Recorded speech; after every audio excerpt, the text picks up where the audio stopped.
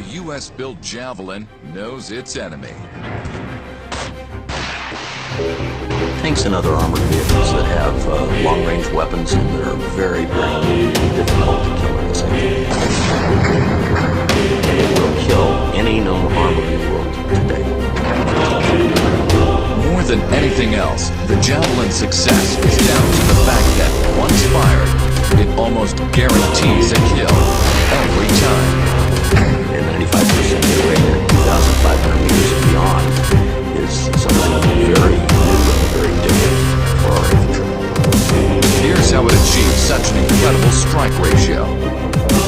First is our image and infrared sensor.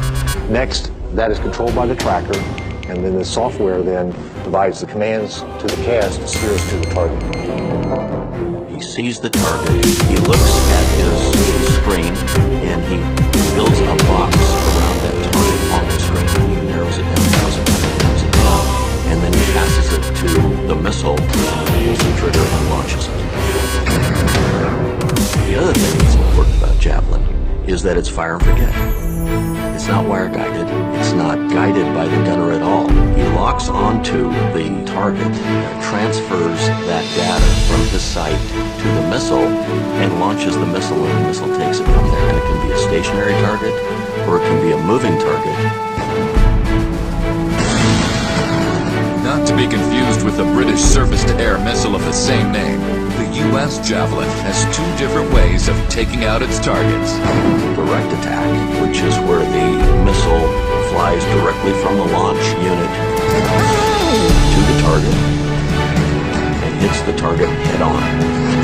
This is mainly for exposed line-of-sight targets, bunkers, buildings, vehicles, just about anything. If you can see it, you can hit it. But what if a target is hidden in a valley or by a ridge? That's when the Javelin really comes into its own with its main firing mode called top attack. The missile leaves the launch unit, gains altitude, and comes in on its target from a nearly vertical angle of attack. And it just so happens that most tanks are vulnerable to attack from above. Even if they're equipped with explosive reactive armor designed to defeat rockets and shape charges, the Javelin warhead has enough destructive power to break through. That's why we have the precursor. That allows then our main charge to do real damage. When we punch through the tank, there's an incredible amount of jet copper through the tank. In the blink of an eye, the temperature inside the tank reaches up to 8,000 degrees Fahrenheit. Nothing comes out of that alive. The launch sequence is also precision timed to protect the user from the effects of the blast. There's two different stages of motor. We have a launch motor that basically provides a very soft launch, very small signature, pops it out about 30, 40 feet, and then the main charge takes off, and we're off to the target. So there's very little signature, very little back pressure, which is what gives it the fire from closure capability.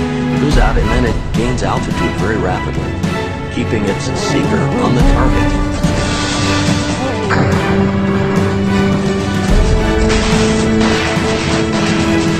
And once it's fired, the Javelin will reach out and strike a target 1.5 miles away in less than 20 seconds.